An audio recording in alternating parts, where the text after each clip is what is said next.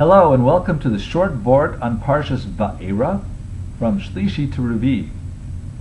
Between Shlishi and Revii this week we have Perek Zayin, Pasuk Aleph, and the Pasuk says, Vayomer Hashem el Moshe, Reina Saticha Elohim lefaro. And Hashem said to Moshe, see that I place you as Elohim to Paro. So Rashi says that Elohim means the shofet, to be a judge.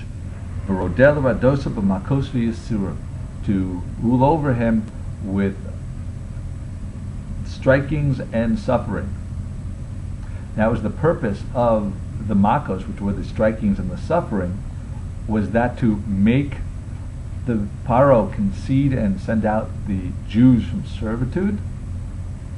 And also, when it says that it was a shofet, according to Rashi, that Moshe was a judge, that implies that there was some type of din va'onesh, some type of judgment and punishment. How does that fit in? So the Gaon Rav Yitzchak Zev Soleveichik, so he explains that in fact the makkos were not meant there to be a coercive effect, as a way to get Paro and his kingdom to send out the Jews into freedom, but it in fact was meant to be a punishment.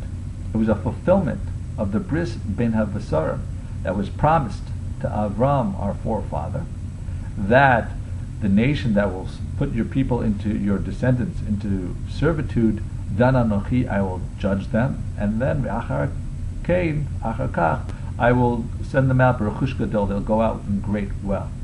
So here, this was a fulfillment of that promise, that he was judging the Egyptians and judging Paro for their actions against the Jews, that they enslaved them to deep and great and painful servitude, something that was not required by itself to fulfill the obligation of the promise that Hashem made to Avram, that there will be servants in a strange land.